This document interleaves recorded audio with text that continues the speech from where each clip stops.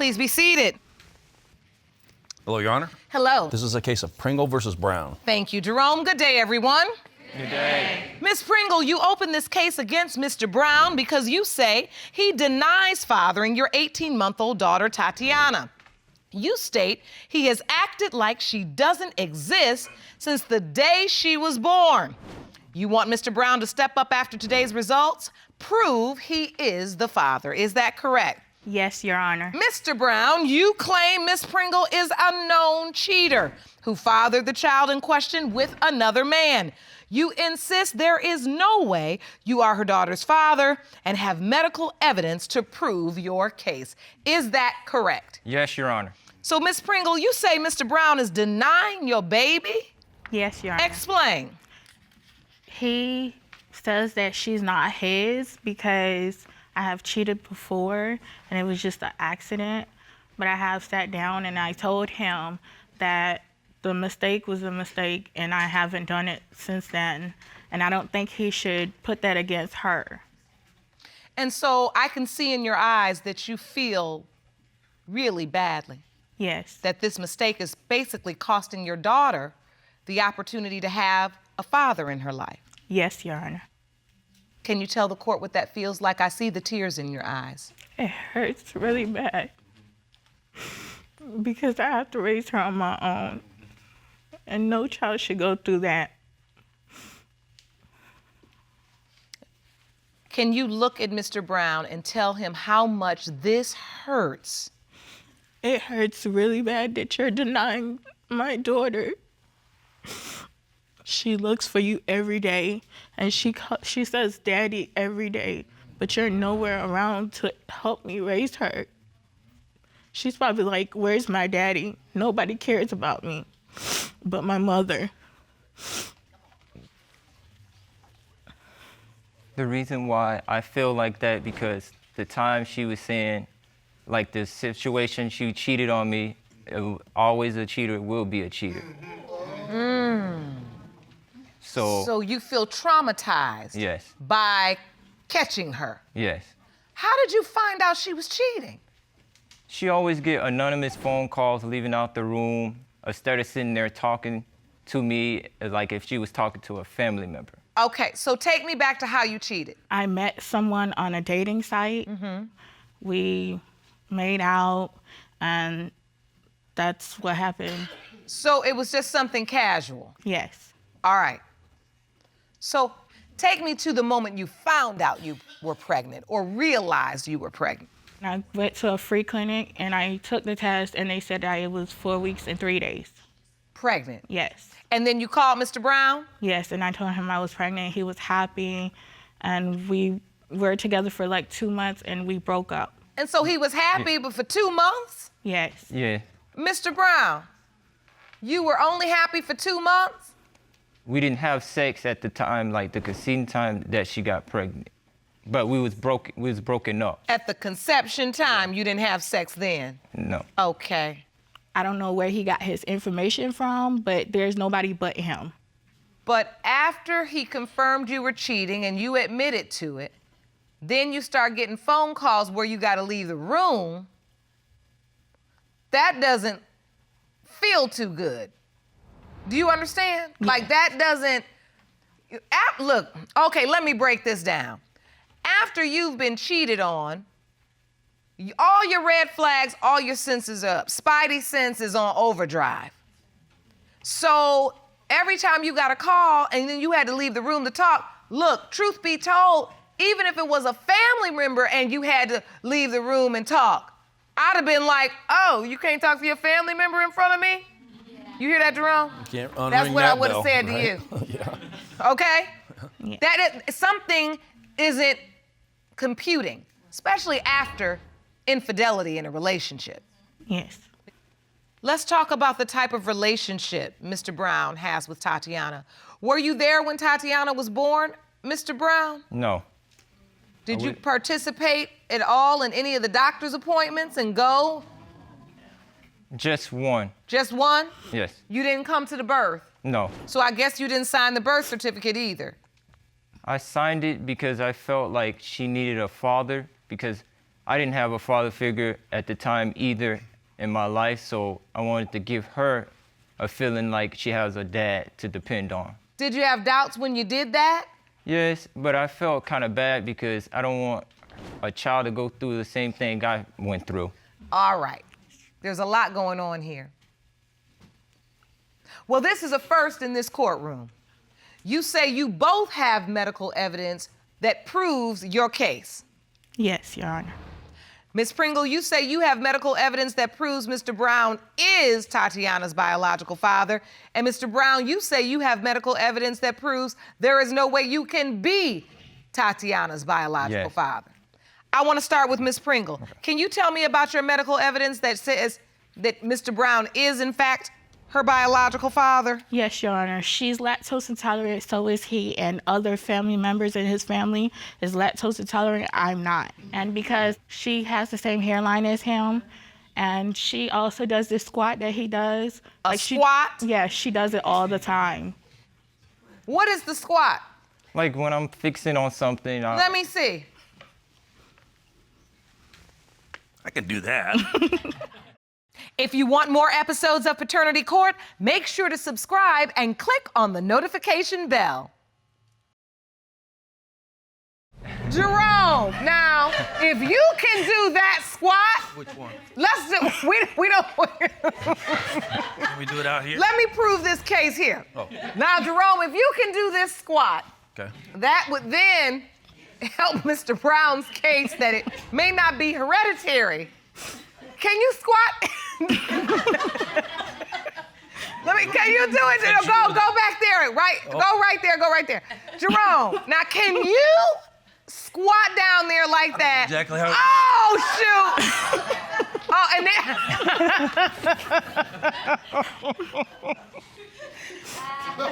I gotta laugh to keep from crying. It's not the same though. It's not the same squat. You gotta be even on both legs. Uh-oh, Jerome,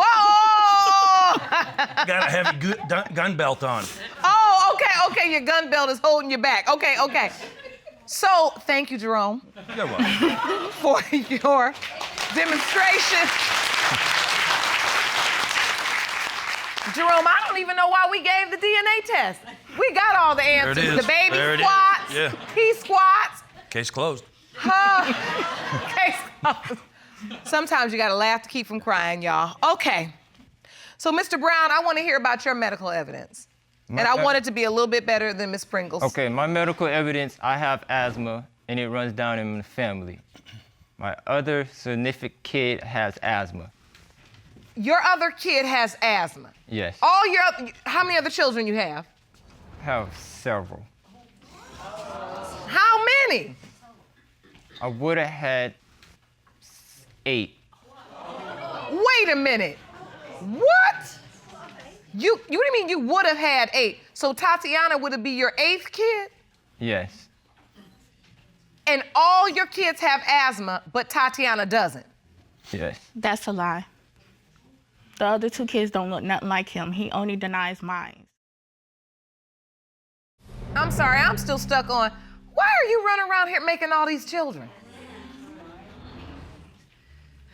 No reason. That's what that is. That's a significant amount of kids. What is going on? You have a job? Yes. Can you take care of all these kids? Not really, Your Honor. I know you can't. 27 years old with almost 7, maybe 8 kids. That's not good. It's not good for the kids at all.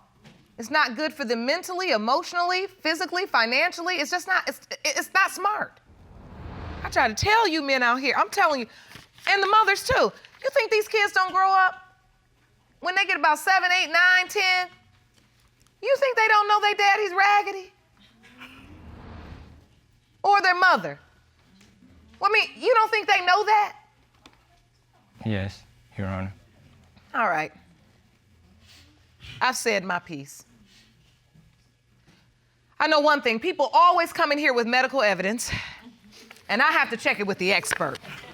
So I want to hear more about medical evidence relating to asthma and kids being lactose intolerant. Jerome, will you please escort Dr. Jamila Gator into the courtroom? I've got some questions for her.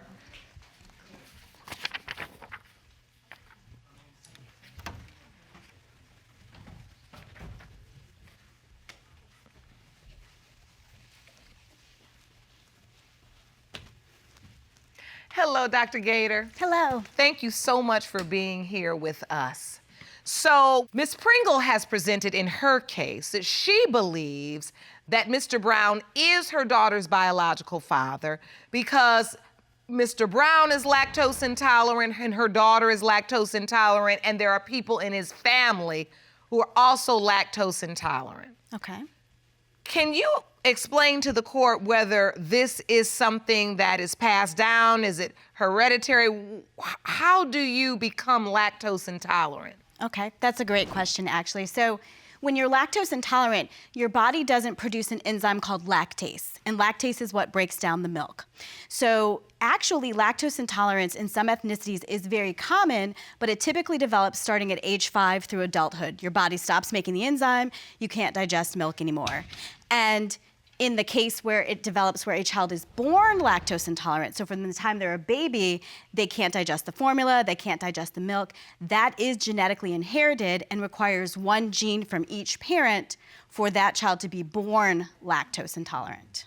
That is really fascinating, because you hear a lot of people talk about that and you don't really know, okay, well, where does this come from? Mm-hmm. Okay, understood. Now, I want to go to Mr. Brown's evidence. Mr. Brown says he believes he cannot be Miss Pringle's daughter's biological father because he has 7 other children and they all have asthma, and he has asthma, but Tatiana does not have asthma. Is asthma something that you pass down in that way? So that if a child doesn't have it, that's an indicator that the man is not the biological father? So asthma is a bit more tricky. Asthma is involved with both genes passed down and the environment. Environmental triggers like pollution and things like that. So if your parent has asthma, the child is 2 to 3 more times likely to develop the asthma, but it's not guaranteed because there's so many other factors that go into developing asthma. Very informative, Dr. Gator. I really appreciate that. I will let you get back to your work. I know you are very busy taking care of patients. Thank you so much. You may be excused. Jerome, will you please escort Dr. Gator? Okay. Better go out the side. Go out this way. Watch your step. What we've determined from the doctor's testimony is none of this is conclusive. So we are basically right back where we started from, the beginning of this case, where you believe Mr. Brown is the biological father of Tatiana, and Mr. Brown, you believe you are not. Ms. Pringle, I want you to take a moment and look at Mr. Brown. And if in fact he is Tatiana's biological father, I want you to take a moment and tell him what you want and what you need from him, because you've been with Tatiana by yourself for 18 months. I want you to help me financially, emotionally, and physically to be there for her and show her what a guy shouldn't do to her when she grows up.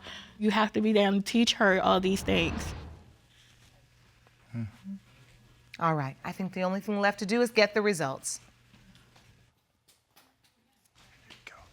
These results were prepared by DNA Diagnostics and they read as follows.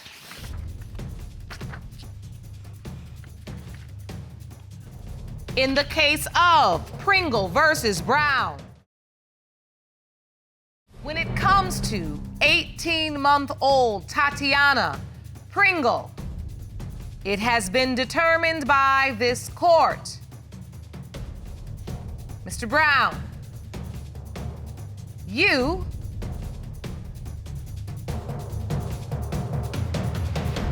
are the father.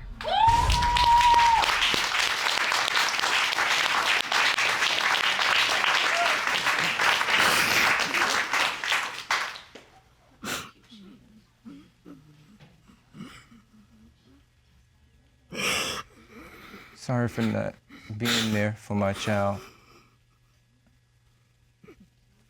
help you financially. So you don't have to worry anymore. I'll be in my daughter's life.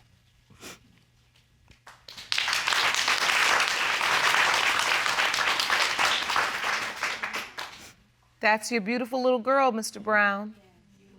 When you look at her and see how beautiful and special and innocent she is, can you imagine a man promising to be there for her and then just leaving her out in the cold?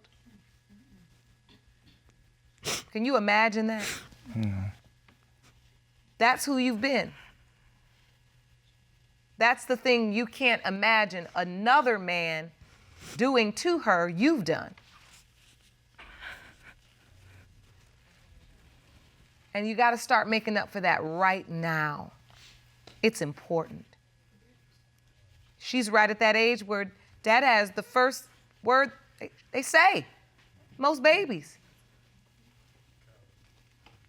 Are you ready to get in there and help raise your baby? Yes, Your Honor. I want you to get together with Dr. Jeff now. There's a lot of hurt, I know, Ms. Pringle, that you are processing. And Mr. Brown, I want you to get a little bit more clued in. You gotta love the baby more than you're disappointed with your ex.